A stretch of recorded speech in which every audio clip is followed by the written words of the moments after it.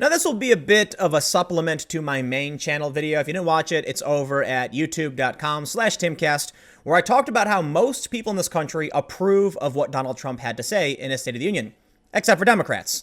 Overwhelmingly, independents and Republicans like what Trump has to say. Republicans, not surprising. Independents actually kind of is, because they're the people you've got to win over if you want to win re-election or win an election. If the Democrats aren't on the side of independents and Republicans, then they don't really have the coalition required to win. Interestingly enough, though, there's a few things that I wanted to add as a sort of an addendum to that piece, which you don't need to watch it necessarily to get the gist of what we're going to talk about. But hopefully you did watch State of the Union. This story from the Daily Wire. Democratic congresswomen dressed in suffragette white give Trump multiple standing ovations, which is funny. But there's I'll get to the joke immediately, just for all of you. We have another story, same photo. These two State of the Union reactions expose the Democratic women in white. Basically, one of the biggest criticisms for the Democrats is that when Trump talked about, here, it's right here. Watch, Trump urges fight against child sex trafficking. Watch how Ocasio-Cortez responds. It's got a blank face.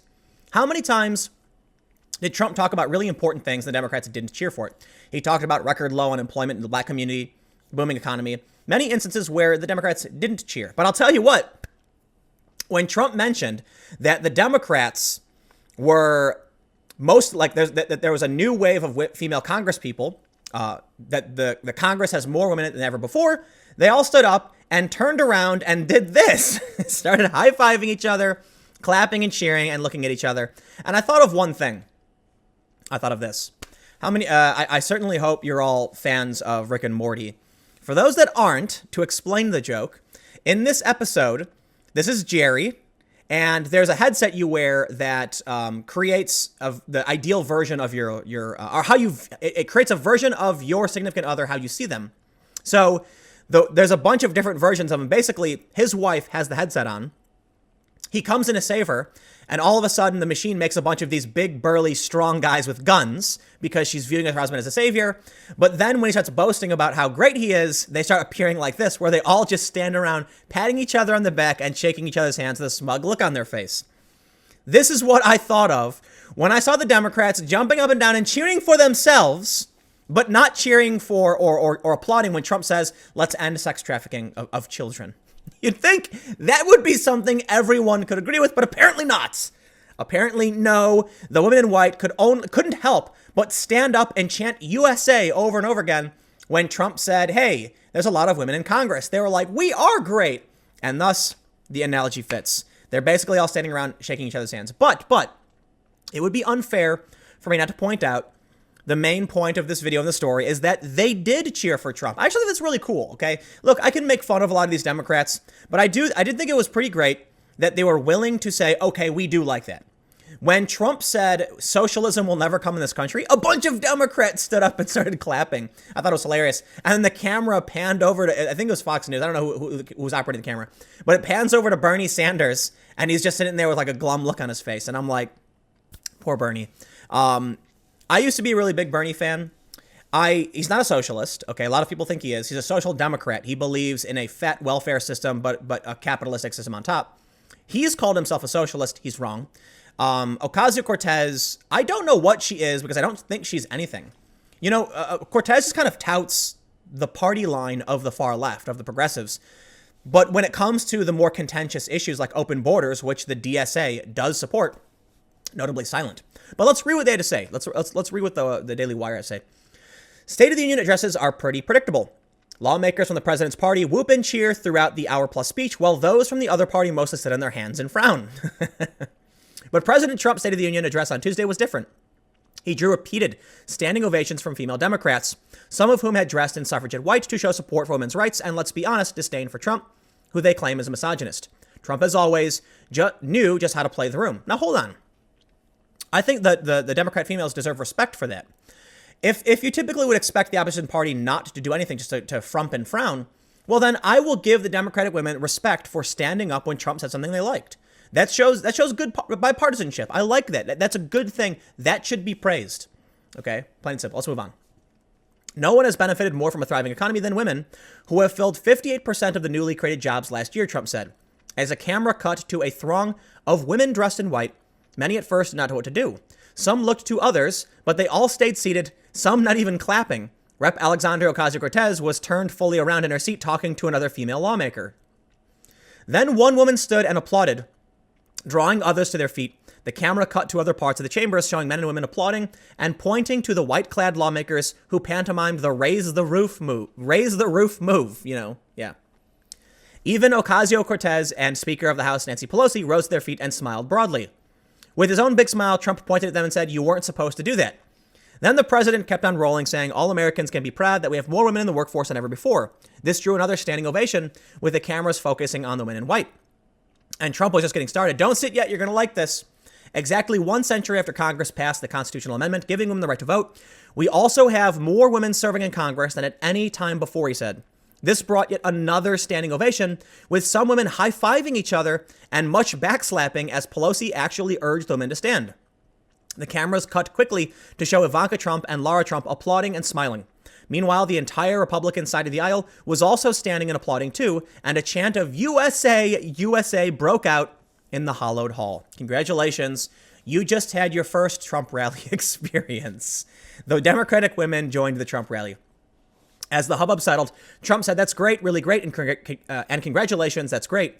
And Trump was smart to praise the female lawmakers. There are now 127 women in Congress, a record number, and some sit on powerful committees that have oversight on the executive branch.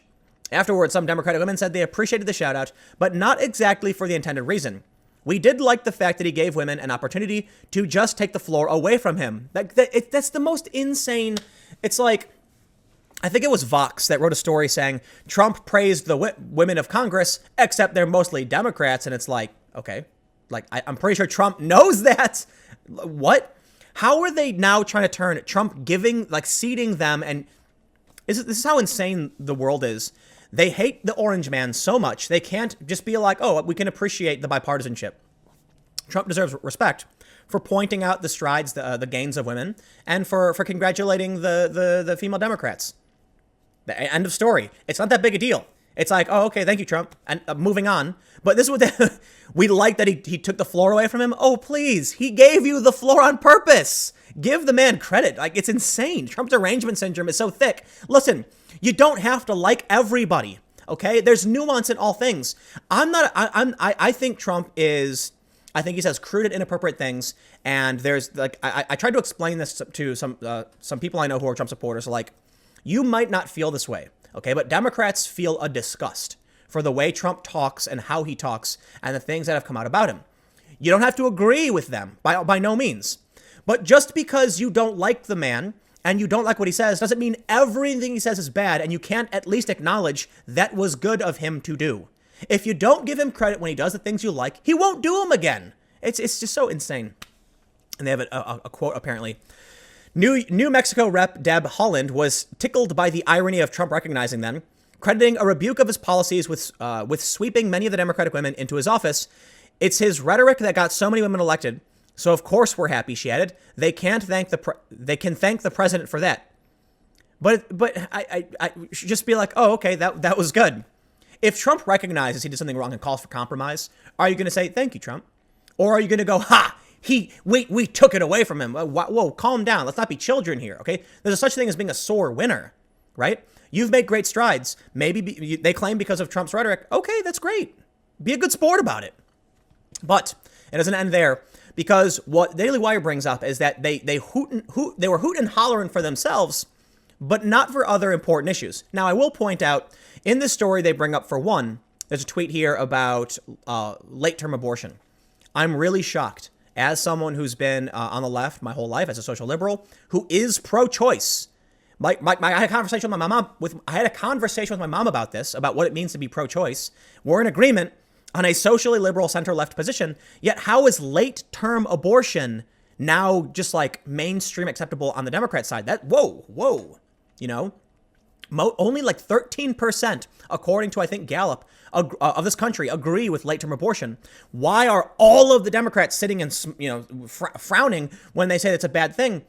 87% of the country agree with the president on this issue. That's mind-blowing. But I'm not surprised they won't applaud for that. Okay, but they do bring up child trafficking, which I mentioned in the start of the article, which is like, listen, I can respect them for standing up and applauding the president. It's weird that they're criticizing the president for ceding the floor and giving them the time, you know, to recognize their accomplishments. But wait, what? You're not going to stand up and cheer when Trump says we should end trafficking? I'm going to end by saying this. This is what I, for the most part, got out of the Democrats. They sat around smugly ignoring things that I thought were important. I don't think they need to stand and cheer for the abortion thing. I get it. They're Democrats. They're not going to do that. I personally find it strange that Democrats have taken that position. Sure. But I digress. When they stand up and high-five each other, that's what they're doing. This is it. Look at this. That's you, Democrats. When Trump congratulated you, that's what you did. Okay? Plain and simple. I think it's silly. I'm not trying to be a dick, but that's what it felt like to me. So, I don't know. Anyway, stick around. I got more videos coming up in a few minutes, and I will see you then.